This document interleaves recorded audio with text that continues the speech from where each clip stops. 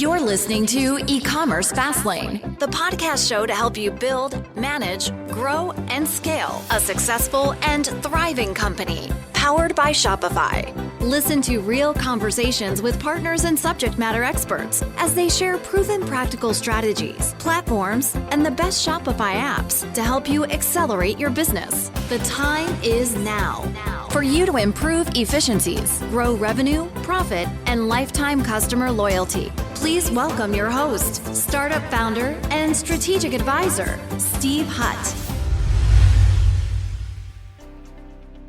Well, welcome back to E-commerce Fastlane. I'm your host, Steve Hutt, and today I have the privilege of speaking with Jacques van der Wilt, who's the founder and CEO of a company called Data Feed Watch, and they've been recently acquired by Cart.com. They're making significant strides in the Shopify ecosystem with their innovative solution, really to help manage and optimize product feeds for Shopify stores and other retailers also. But what they do is they ensure that the products gain maximum visibility across all of their marketing channels and all the platforms where you're advertising. Another thing about Data Feed Watch that I found interesting too is they're continuing to grow as a partner for e-commerce brands. Really, their platform is not just a tool. I'd call it more of a comprehensive solution that really enables businesses just like you to create customized and optimized data feeds. So not just directly taking your product feed and sending it over to Pinterest or Meta. This is actually very, very unique what they do. They make sure that every product is showcased exactly where your customers are and where they're shopping online. Nice thing about them too is that they're actually powered by, I think 17, I think almost close to 20,000 some brands are actually connected now and using Data Feed Watch. So proof of concept is there. They've been in business for over 13 years. They really do help save time. You're going to increase sales. And I can just rattle off a list of things. It's incredible with their platform. That's why I'm having him on today, because it's timely right now. We're in Q4. We're going to unpack a lot of great strategies and steps that I believe Data Feed Watch really is a notable partner. I know you can leverage their tools. I know it will help grow your business. So, hi Jacques, welcome to E-commerce Fastlane. Thank you very much, Steve. Thanks for having me. Oh, my pleasure. I am a big fan, to be quite honest with you, of Data Feed Watch. There's other notable peers out there, but I've always come back. Even when I was with Shopify, I had many, many big bad brands. And a lot of times these sorts of data management and data feed optimization strategies came up. I'd always would push back and say, okay, have you looked at Data Feed Watch? Right? So kudos to you and the amount of work and energy that your company has put into it. The fact that you're in my opinion, like the top player. There's other players out there, but in my opinion, for the Shopify ecosystem, you really are the most notable peer that does this sort of thing. And I know your platform has enhanced over the years too. And that's why it's time to have you on and talk about some specifics about Data Feed Watch today. Great. I don't want to put words in your mouth because you as the founder, I kind of have my preamble at the beginning here about what you do and the uniqueness, but I would just like to hear it in your own words about the problems that you're solving right now when it comes to feed optimization, like for Shopify brands specifically. Yeah, well, thanks, Steve. Indeed, we have about 20,000 stores, online stores on the platform, and thousands of those are actually on Shopify. We're probably the largest data feed optimization service in the Shopify App Store. Right. And data feed optimization is something that every retailer who is advertising should do. You're advertising on Google, maybe Facebook, maybe an affiliate channel, and price comparison engine, and what have you. And all of these channels have their own requirements, right? Now, the first channel is Google, and Google says, thou shalt send me your unique identifier in a field called ID. And if you don't, you will not be advertising on Google, right? Cool. You know, as a retailer, You're busy, you're trying to sell your stuff, you need to put, anything you need to do. And okay, fine. So I create an Excel file and I put in ID and I send it to Google, right? But then you go and advertise on the next channel, and that channel says, you got a unique identifier and you need to send it to me in a field called SKU. Man, so I cannot use the first. No, you cannot use the first feed. You need to create a separate new one, right? Yes. So there's different requirements per channel, and that alone is a reason to make sure that you do optimize your data feeds. So first of all, to make sure that your feed is in line with all the requirements that the channel has, and that's not just the name of the field or the format of the file, whether it's TXT or CSV or XML, whatever. There are like way more requirements that the channel has, right? So Google has a field called availability, but there's the value is in stock or out of stock or pre-order, but it cannot be something else. Now, if there's a field for gender, is it like man or is it male? Is it female or women, right? Same for kids. So there are so many ways to get it wrong. And if you use a service like Datafeed Watch, we download all of your product data in your format from your Shopify store. And then we give you a simple template. It's not technical. It's easy. It's point and click. We can simply turn your SKU field into Google's ID field, or the other way around, where if you create a field for gender, you can only pick the right values. There's no way you can pick the wrong value, right? So we're just making sure we're almost like forcing you to do it right, to meet the requirements. It's point and click, nothing else. And then your feed is A-OK, and it will be accepted by the Googles, the Facebooks, the Amazons, and whomever else. Right. So reason one, you got to get it right or you will not be advertising. Your product will be disapproved. As a matter of fact, 7% of all products in Google Merchant Center are being disapproved. Fortunately, that percentage is lower for Shopify merchants, right? So Shopify seems to be doing a good job in structuring their data. That's great. But still, you need to get it right. But now that you're optimizing feeds, maybe you should take a look at the actual data that you have. So let me give you my favorite example. Okay. Let's say that you are selling jeans, right? And one of your product pages, the product name is 501. That is a very good title for that product on that page because the customer knows I'm on the jeans side, I'm in the Levi's section, so and I'm seeing the 501.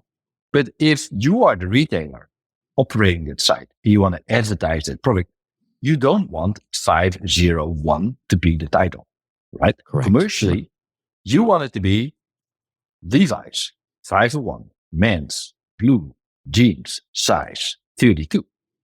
Right? Because that is what people are searching for. Is it so important to have a title that resembles what people are searching for? I would say and the yes. answer is yes. This is like your first chance for a triple whammy. First of all, someone is Googling, I want Levi's 501 blue size 32, right?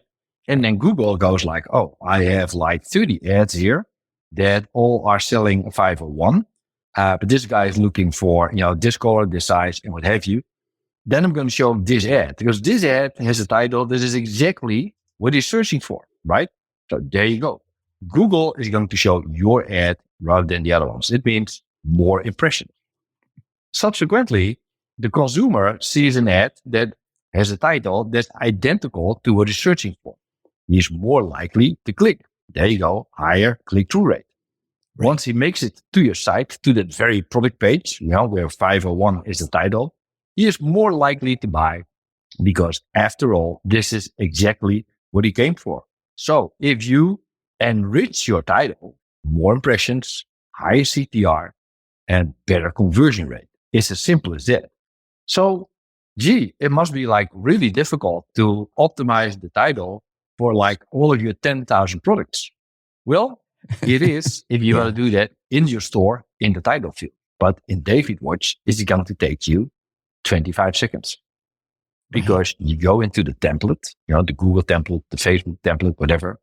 And then you say, okay, Datafeed Watch, please combine the brand with the product type and the gender and the size and the color and everything else.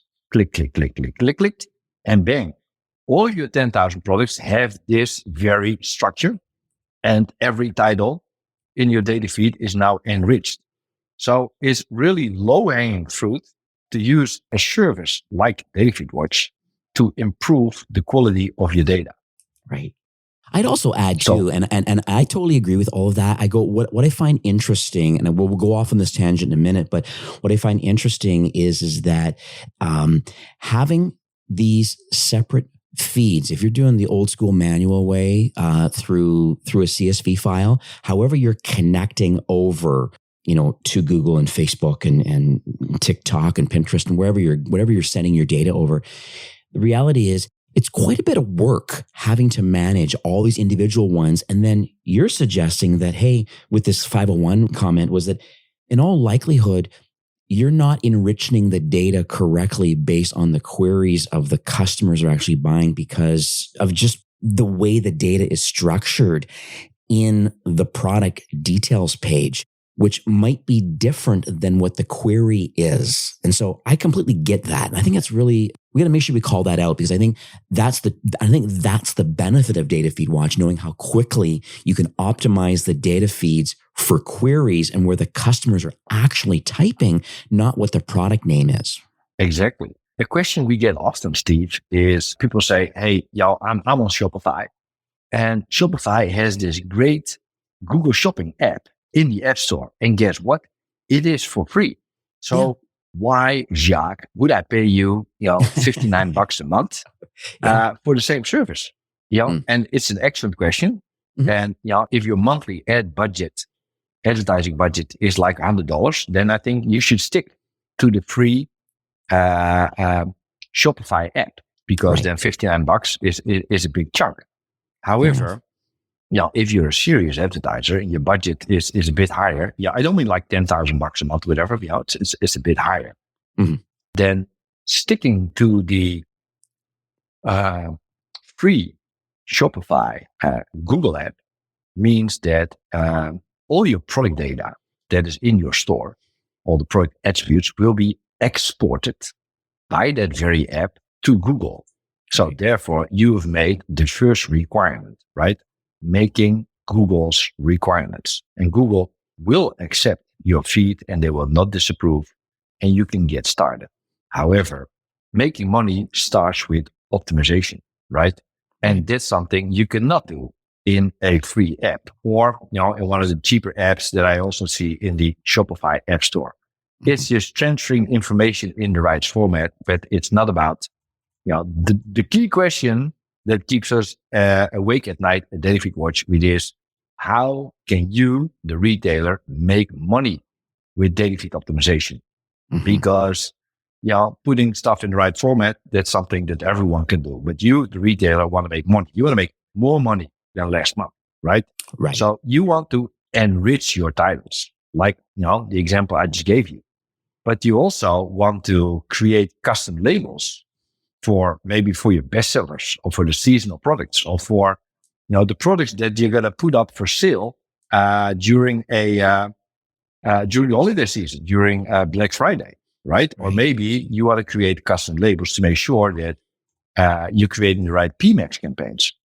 So creating custom labels is also something that is super important for you as an advertiser to maximize the ROAS of your campaigns.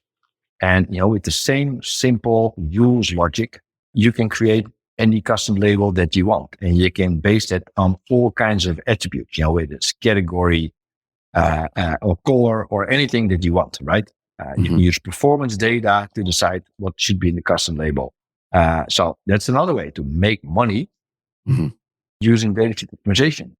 Well, it's one thing I was thinking, this whole Levi's 501 kind of men's jeans kind of query. I just kind of did that live right now in Google, at least in my market. And I find some interesting labels that are available things. And so these are like, massive traditional retailers with an online presence. But it's so interesting where, they have a sale label, they have an in-store label. And you're more apt in the Google Shopping ads, the sponsored Google Shopping ads, you're more apt to click on the ones where it's available in store potentially, or where it has a sale label where there's others, if it's Amazon and others, they're not. And so that's what you're referring to. It's just like, it's how these sponsored ads are being shown and your platform has the opportunity to saying, here's some custom labels that we have both. Is this externally viewable on Google or is this more for internal reporting purposes? than your regular bid on the products that have custom label 1, which is holiday season sale or something like that, right? So it goes straight to something you would use to optimize your actual campaign, right? So in the example that you are apparently looking at, it could be someone, the first ad could be from a company that has set a custom label to bid more on this very product because it's on sale and he wants it to rank higher. So he's bidding more. And at the same time, he's got a great offer already. So his sale price is like much lower than his price, right? It's 2 different fields. And then Google says, oh, this is on sale. Let me add that little label to the ad. Right. And that's what's happening right now. And they're in the number 1 spot. They're on sale. It's also available in store and they have 9,000 4.5-star reviews. It's like, wow, okay, this is interesting for someone who is shopping for a Levi's 501 jeans for men. So exactly. And the guy who created this ad, or rather this data feed, it's probably a data feed watch customer, he went all out and added as much data as he could to his feed. Right. So that Google would give him the best exposure, the best position, the most impressions and everything else. Right. Can I unpack the platform further though? So we have these options though to think about the query. I mean, you as the brand owner, people know kind of what people are typing. You can look at analytics and Google Search Console. You have an idea of where your traffic organically is coming from, even some of your paid traffic. You know what's converting for you, but you're also learning the nuances around what people are actually typing. And so your platform has that opportunity to not just take the title tag and put that in as part of this, the SKU or the unique identifier. You have some other options.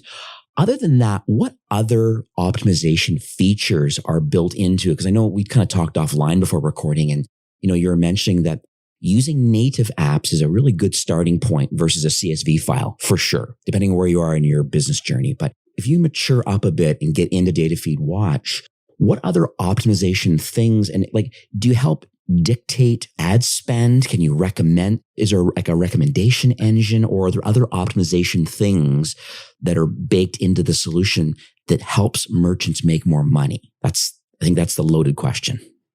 Right. Well, your ad spend is something you organize in, let's say, in Google Ads, but with custom labels, you could at least create the ability to modify your bids on a pure product level. Now, the key philosophy underlying a tool like Data Feed Watch is the feed is the foundation, right? So no matter how great you are in creating Google shopping campaigns and managing your bids and everything else, the campaign feeds off the data in your data feed. If that data is not good, you'll never have a great campaign.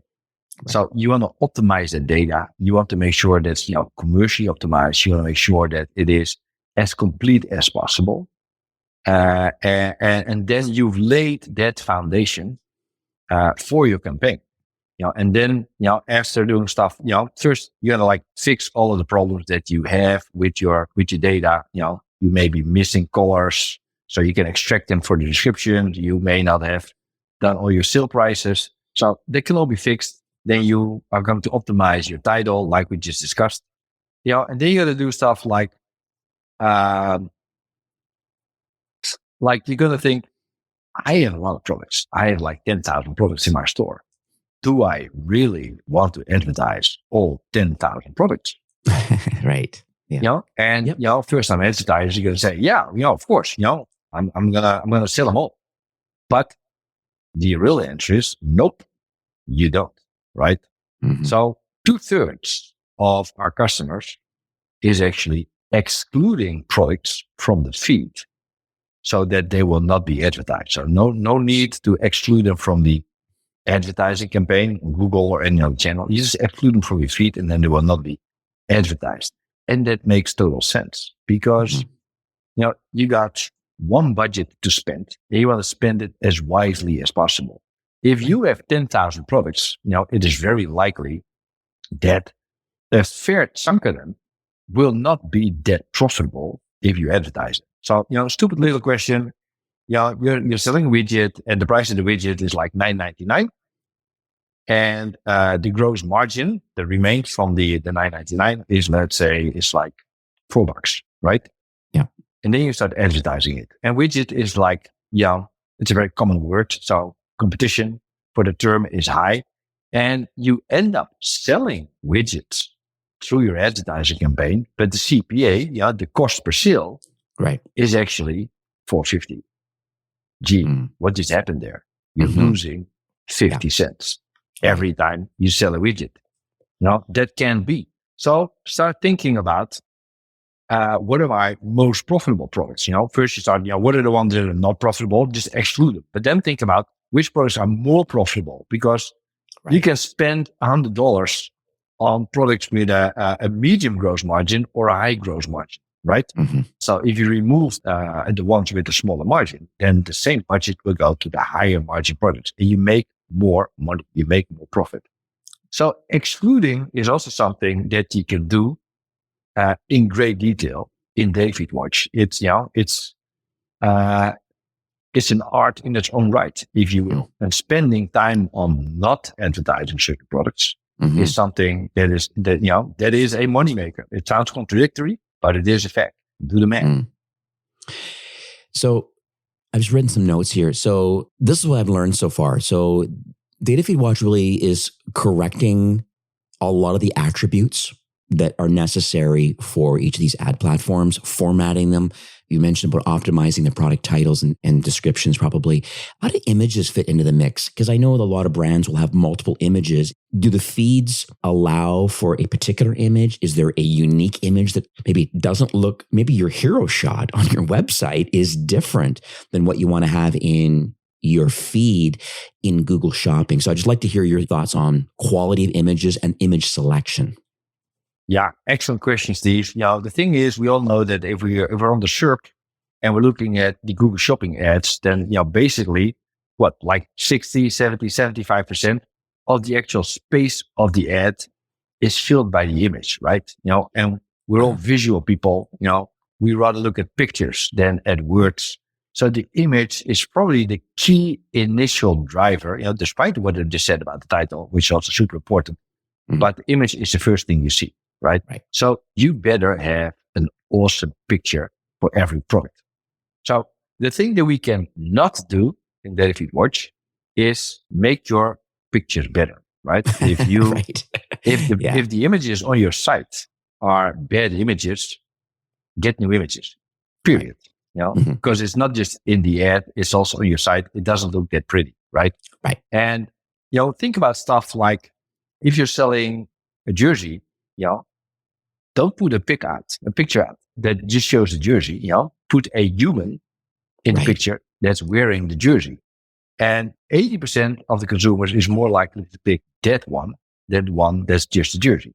So anyway, get your pictures and get your images sorted out. But how can we help? Well, first of all, you got to make sure that the image link for every product is there and is done correctly. 20% is generating an error currently in the GMC. Also think about, let's stick to the jersey. It comes in like 4 different colors. So it's actually 4 different variations, but then you got to make sure that every variant has the right picture, right? So the yellow jersey gets the yellow picture, etc. Because otherwise, someone's Googling blue jersey and then he gets an image of a yellow jersey. It looks stupid. Yeah. He's not going to click that. It's lazy. Absolutely. So I mentioned to you earlier, Steve, we just launched the multi-channel marketing report for this calendar year, 2023. It's showing an image of what's happening with data feeds of 20,000 stores across the globe, right? So we have a fair idea which retailer is taking which actions. So by that logic, I know that 30% of the retailers is using additional images, right? You probably have multiple images of a single product on your Shopify store. Then we will also download the additional images from your store. Now it's up to you to not only map the image field for your Google feed, but also add additional image 1 and 2 and 3 and 4. If I could, there's optional fields on Google for multiple additional images. Do it. Give it to Google, right? Not just as an asset of the PMX campaign, but it enables you to show more in every location where you can show multiple images. Also, if you have like image 1, 2, 3, 4, and 5, then in most cases, image 3, whatever, is like your best image because it's like the basic version, the basic image of your product. Then make sure you map image number 3 to like the image field and the other ones to the additional images. So there's a lot of tweaking to be done to make sure that your images land well on Google, Facebook, or anyone else. And given the size of the image, you want to get that right. Totally. Yeah. I will make sure I put the link to the multi-channel marketing report. I think I promoted it last year for 22. Probably, yeah. I'm going to do some more media coverage on this version because I think what's nice about this one is that it really gives you, I'd say almost like winning PPC tactics. Really, it's going to help you drive more performance for the rest of Q4, what this report's going to talk about. But it also bleeds into 2024 and your strategy and execution for that moving forward. So I think it's a good starting point right now to use Data Feed Watch now, but it also has a lot of benefit moving forward into next year. Absolutely. Absolutely. I know, which is also one of the thoughts behind that multi-channel marketing report. Lots of retailers, they have great ideas for how to advertise, how to create data feeds and everything else.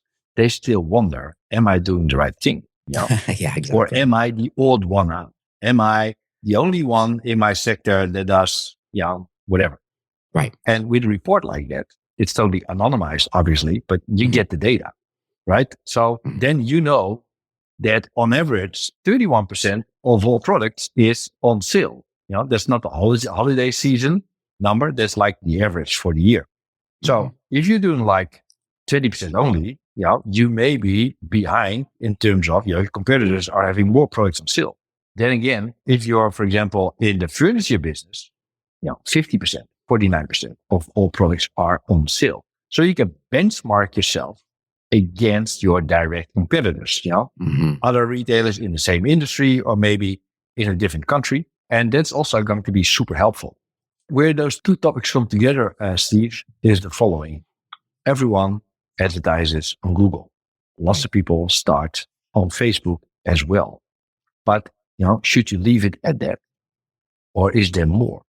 So what the report tells you, for example, is that on average, the average retailer is advertising on 2.7 channels. So let's say he's advertising on 3 channels, right? So often it's Google, Facebook, and something else. But you also see that very large retailers, retailers that have like hundreds of thousands of products, they advertise on 14 channels, 1-4, right? So the big guys, customers that we have like Adidas, Under Armour, Dillard's, companies like that, they have figured out that more is better. I'm a big fan of less is more, but you're capturing a big chunk of your audience on Google and Facebook, but there's still so many more people out there that you are not reaching. So if you add more channels, you will get more traffic and you will drive more sales. Right. And then if you've set up your Google feed and your Facebook feed in Data Feed Watch, it's a matter of minutes before you set up your feed for Price Runner or for affiliate network or anything else, right? It's easy as pie and it will get you additional traffic. So I'm not saying go from 2 channels to 20 channels, from one day to the next, but each one of you out there on Shopify should ask themselves, am I doing enough if I'm on Google and Facebook? And if not, then where should I be advertising for my kind of products? Let me try and add one more channel, and if that works and successful, ask yourself the question again, because there's more folks out there that will buy your products if they see your offer. Yeah. I'd also argue a lot of people don't come linear. Also, I think the benefits of like this kind of cross-channel marketing opportunity is that, they may come in from word of mouth, but then they didn't buy right away. And then they're retargeted. And then they see an ad in Google Shopping or they're, or on Instagram or TikTok or wherever.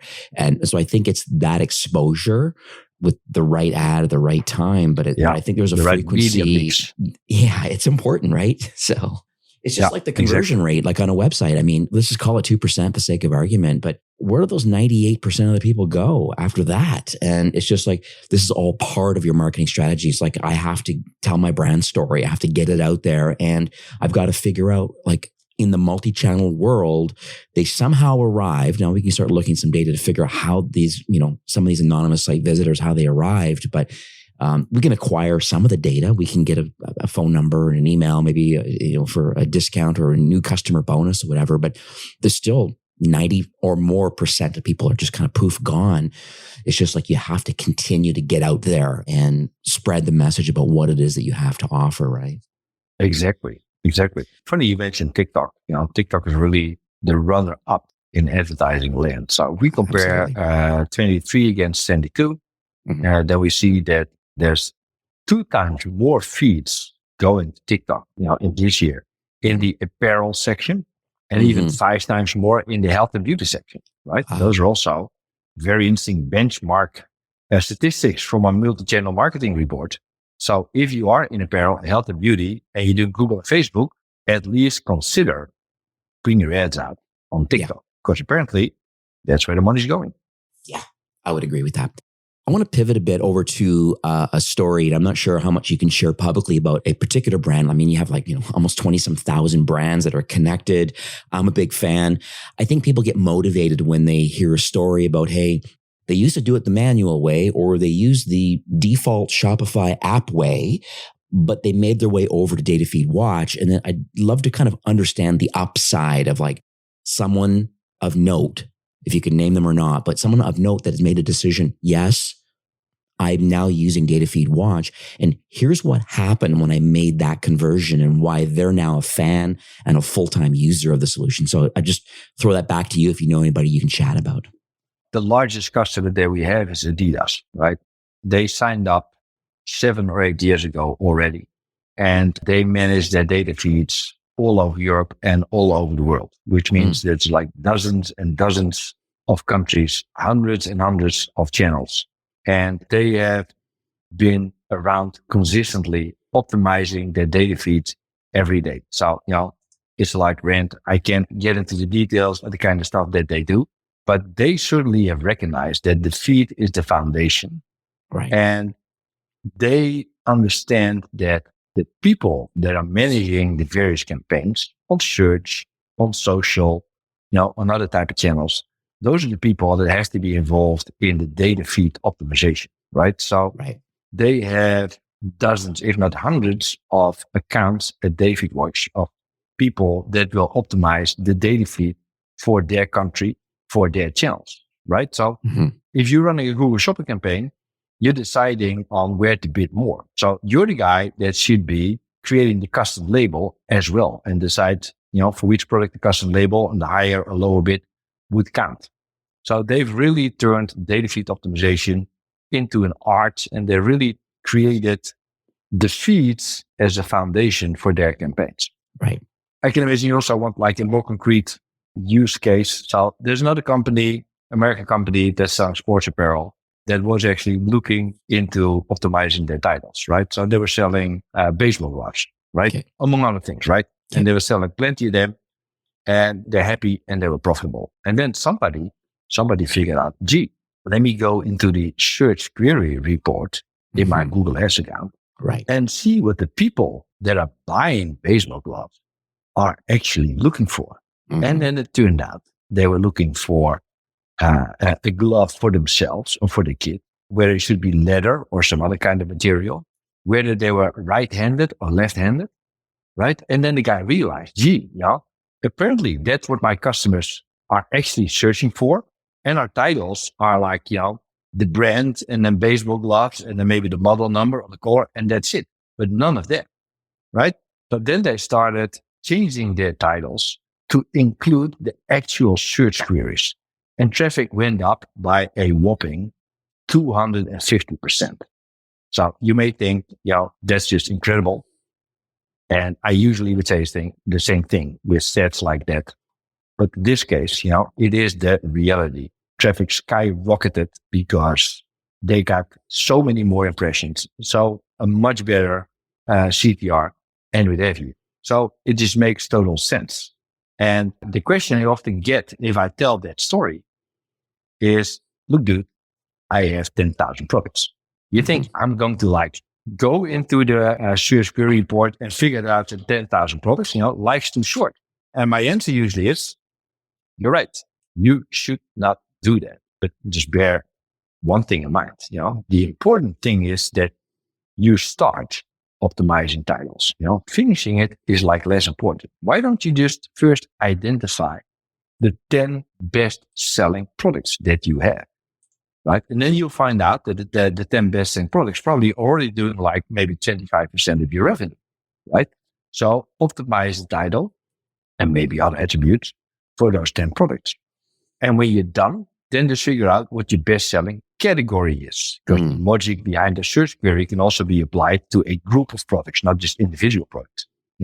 Bang, that takes you another 2 hours, right? And now you're covering 40% of your revenue. Yeah. So, don't try to make it to 100% optimized products. Just get started with the products that matter most and then continue up to the point that you figured, I could spend another day, but it would only increase my revenue by another 2%. So let's not go there. And, taking a year to get there is fine as long as you start today. I'm going to pivot to the elephant in the room right now. The number one query that's on Google is AI, these large language models. I mean, Bard and ChatGPT through OpenAI. I mean, we can just go on. There's a lot of stuff going on right now. A lot of content production is happening. And I think content teams are pivoting about how their editors and writers are, I guess, using AI tools with a human editor to kind of just, I guess, scale up content production. So knowing that that's what's going on in the world, I mean, I'd argue that maybe I'm not with Shopify anymore because of AI. Maybe there's some automation, some tools that are just available that allow the merchant to interact with the Shopify product or create content and just kind of, using some machine learning and AI things. So knowing that's going on in the world right now, how does Datafeed Watch think about content or think about creating ads and the feeds? Is there something now or in the future that, hey, maybe there's an AI component that we can do some recommendations to a brand and their feed based on what we see and what's out there? This is something I don't even know if you even offer, but I want to throw that back to you saying, like, what's your mindset around AI today? And how do you believe it might be instrumental to use a tool to help the feed be more efficient or better? I'm just thinking like neuro-linguistic programming. Like, there's so many different long tail keywords. Just how do you think around this whole AI concept? Well, first of all, Steve, AI is the future, but it's also something that's been around for longer than we think. Right. Most of you guys listening, Shopify retailers, are advertising on Google and they are doing a PMax campaign, right? Right. They already branched out of the traditional Google shopping campaign. They do PMax. And why is that? Because essentially that is AI. AI is already combining so many data points, and learning so quickly from the performance of your, let's say, 2 weeks of campaign data that PMax can do it better than you could possibly do it yourself. So you save time and you get better results. You're going to have to invest a couple of weeks of data for PMax to learn, then in most of the cases, it works out. So AI is not here to come, it's already there and you, the retailer, are already using it. Right. Same goes for the various, so let's say that you're advertising on various channels, not just Google, right? Then how are you going to distribute your budget? What you go to Google, what to Facebook, what you go to retargeting, what goes to affiliates, on the CPA cost and what have you. Life's too short to stay up late at night and do the math like every day or every week, maybe I should move 10% of my daily budget from Google to Amazon, whatever, right? And then I'll make 2% more. No. That kind of functionality is already in place. We just recently launched Feed Analytics in Datafeed Watch. And, this an add-on to Datafeed Watch that will provide you with all of the data that you need on the performance of your campaigns. We have AI that is doing the attribution of the data, right? Because if you just ask Google Analytics, through which channel did I sell most of my products? The answer is always going to be, you sold, Google was your best channel, right? But in fact, you were selling through 4 channels and you don't really know which channel attributed what to your total sales. Right. So AI is already playing a role there. And the AI will tell you, move 10% from Google and Facebook, right? And your ROAS will go up by 2 points.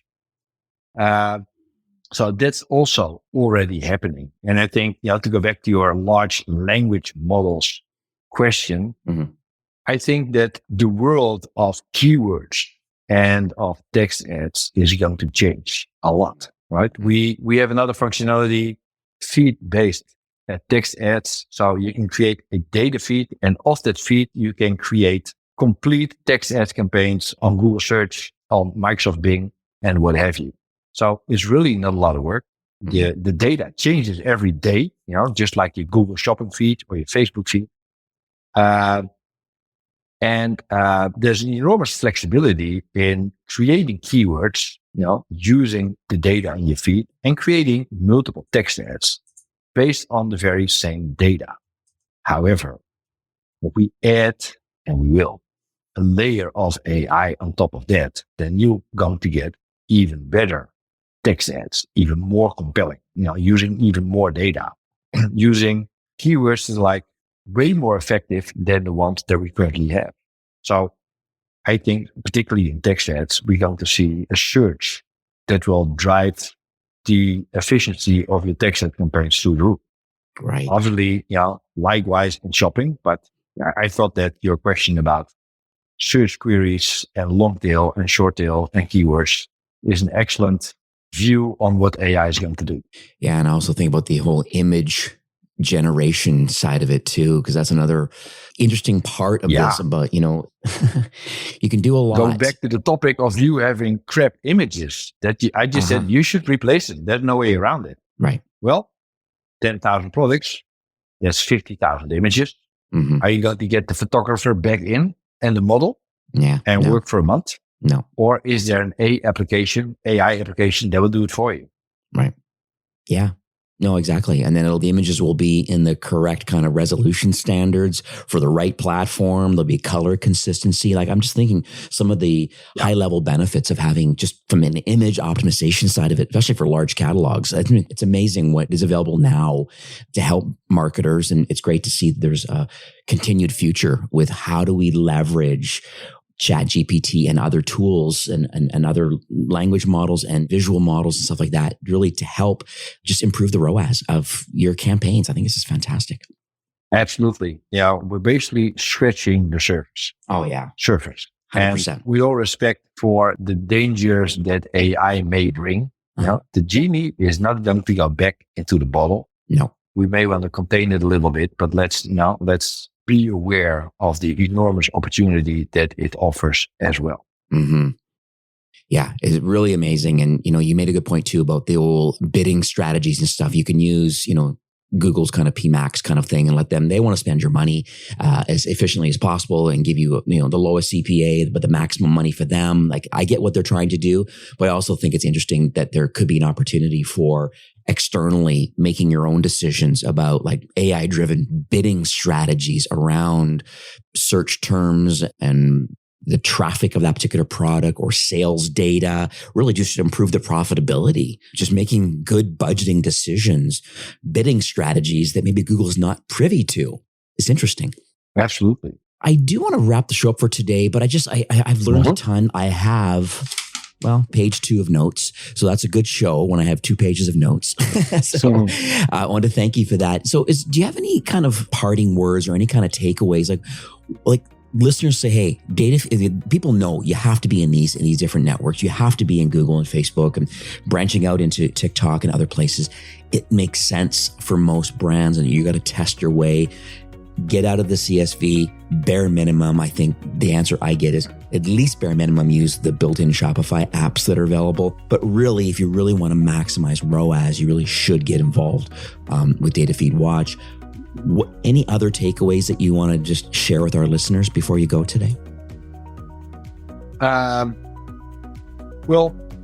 emphasize your point, if you see data feed optimization as a cost, you're missing out. Data feed optimization is your opportunity to make more money. You're going to have to pay a fee to Data Feed Watch, which is in our case a very affordable fee. and you will make it back multiple times, numerous times. So think of it as an opportunity and not just as a cost. And like I mentioned before, there's way more channels out there than the ones that you're advertising on. So look beyond what you have and broaden your audience basically by going to more channels. Maybe to conclude, Steve, it's November 15th. Black Friday is around the corner. Mm-hmm. It's not too late. If you are wanting to go big this holiday season and you're still playing around with basically a data migration tool that doesn't optimize, signing up to Datafeed Watch will cost you a couple of minutes. Connecting your store will cost you a few more minutes. Right. And then setting up your first feed for Google will cost you a few more minutes. So if you start now, in half an hour, you have a fully optimized Datafeed available for Google. Then you copy it for Facebook and what have you. So you can have a result in a very short time. So remember that Black Friday is around the corner. Yeah. Make it work. Absolutely. I'll make sure I put links in the show notes for the state of the e-commerce multi-channel advertising guide you have for 2023. I think it's 90 some pages long. I believe it's like almost 100 pages. There's significant data in there. So I think that's something that listeners will get a lot of value out of. I skimmed through it right now while we were speaking. It's like, oh, wow, I haven't seen this version yet. I can see this being very impactful for the rest of this Q4 and into next year. And, once again, Jacques, thanks so much for coming on the show. Thanks for being so honest and open and transparent. I know you're overseas, so it's very late for you, morning for me. I appreciate the evening hustle to make this work. I just really wanted to share the message that Datafeed Watch really is a great opportunity. It's extremely affordable. I look at how many 5-star positive reviews you have. People massively love Datafeed Watch. I just wanted to make sure that it's easy to add to your store. And like you said, it's a half an hour of work to sync this all over from your store, and it's worth a try. There's a trial available. I'm going to have a separate landing page that I'm going to send people to. Also, I know we kind of talked offline, a little promotion, a little bonus for Shopify or e-commerce Fastlane listeners. I'll have a e-commerce Fastlane /Datafeed Watch, and it's going to redirect you to a really great offer outside of the traditional kind of 15-day free trial offer. There'll be an extra little bonus for listeners, and we'll give you all the details there. Absolutely. I'm going to put my money where my mouth is, saying it's not too late. You should sign up now. You sign up now, your first 3 payments, your first 3 months, you pay 50%. So, it's risk-free trying for the rest of this year and beyond. Yeah. And that's going to be the offer to the listeners of e-commerce Fastlane. Beautiful. Well, that's very kind.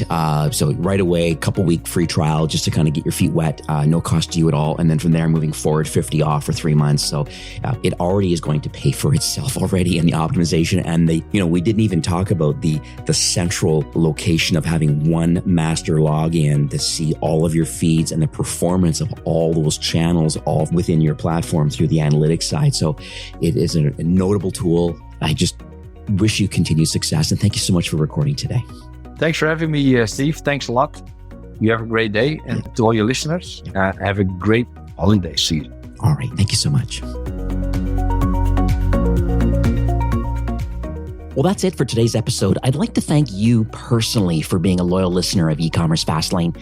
It's my hope that this podcast is offering you a ton of value through growth strategies, tactics, and exclusive insider tips on the best Shopify apps and marketing platforms, all with my personal goal to help you build, manage, grow, and scale a successful and thriving company powered by Shopify. Thanks for investing some time today and listening to the show. I'm so proud and excited that you have a growth mindset and are a constant learner.